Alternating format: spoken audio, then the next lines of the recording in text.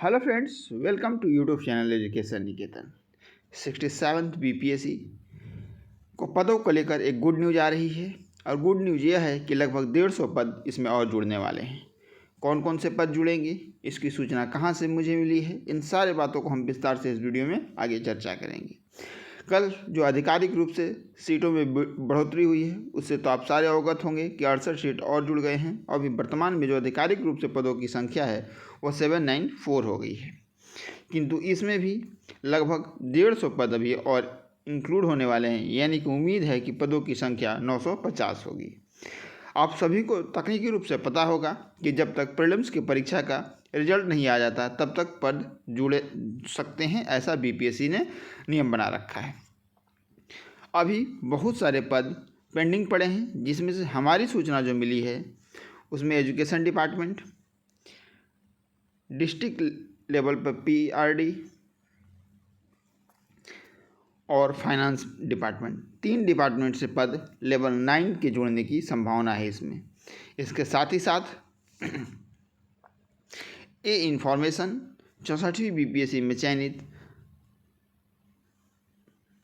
एक मित्र के द्वारा साझा की गई है। इसके साथ ही साथ जो दूसरी इन्फॉर्मेशन मैं आपको देने जा रहा हूँ वो सामान्य प्रशासन विभाग में एक असिस्टेंट हैं, उन्होंने एक जानकारी दी है कि जो बीएसएससी के पद थे उसमें से कुछ पद बीपीएससी के द्वारा लिए जाएंगे, यानी कि वो पद इसमें जुड़ेंगे जो कि लेवल 7 के होंगे, ना कि लेवल 9 के होंगे। यानी कि लेवल 7 के भी कुछ पद अब जुड़ने की संभावना है, जिसमें कोऑपरेटिव एक्सपेंशन ऑफिसर यानी कि सहकारिता प्रसार पदाधिकारी के पद और इस तरीके के और पद। आपने देखा कि जो इस बार पद ऐड हुआ है इन्फोर्समेंट ऑफिसर का, वो पहले बीएसएससी ही उसके एग्ज़ाम लेती थी, यानी कि जो बीएसएससी के लेवल 7 के पद हैं उसे अभी जुड़ने की संभावना है।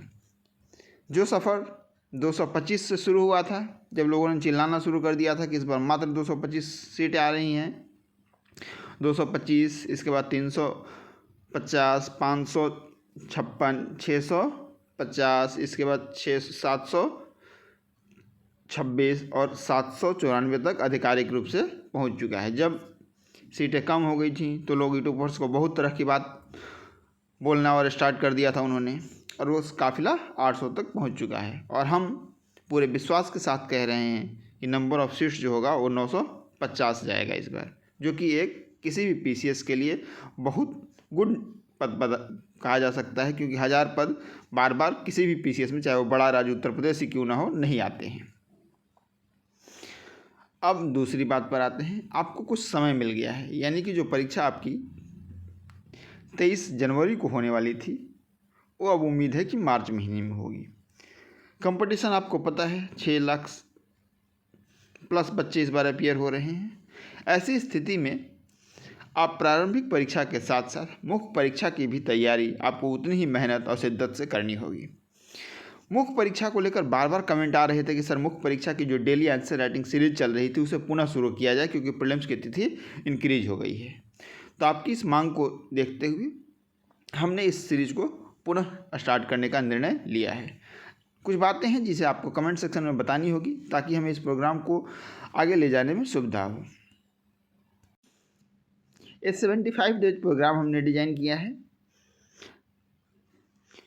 जिसमें डेली एक डीआई का प्रश्न और एक जीएस का प्रश्न आपके साथ साझा किया जाएगा टेलीग्राम ग्रुप पे, जो कि सुबह 10 बजे तक डेली आपको साझा कर दिया जाएगा।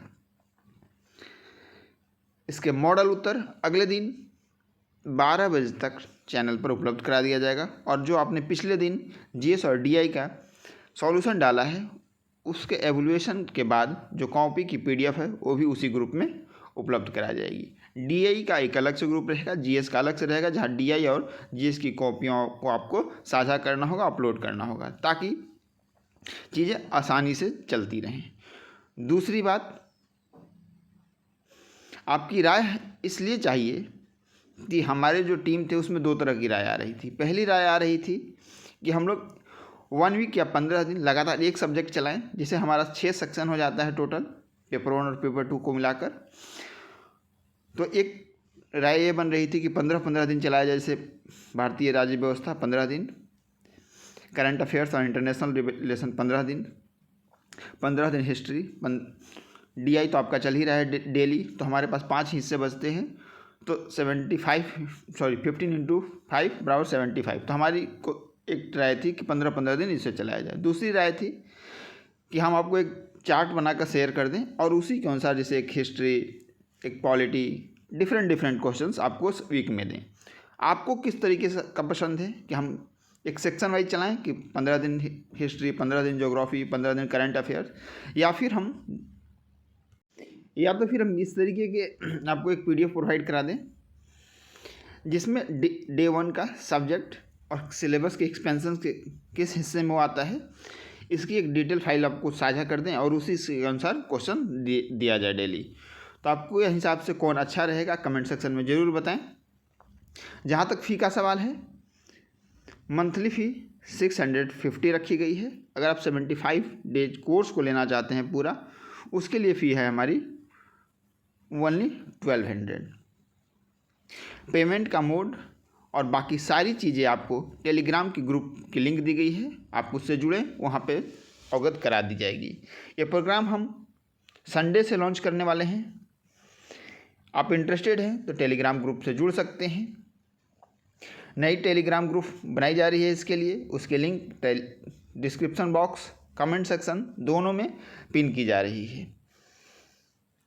हमने पहले भी इस तरीके के प्रोग्राम कराए हैं, लेकिन हम मॉडल आंसर नहीं देते थे। आपकी तरफ से बहुत डिमांड आ रही थी कि सर मॉडल आंसर के बिना दिक्कत होती है, इसलिए हमने निर्णय लिया है कि इस बार इंग्लिश और हिंदी दोनों ही माध्यम में आपको मॉडल आंसर प्रोवाइड कराई जाएगी। मॉडल आंसर लगभग 500 शब्दों का होगा GS के लिए।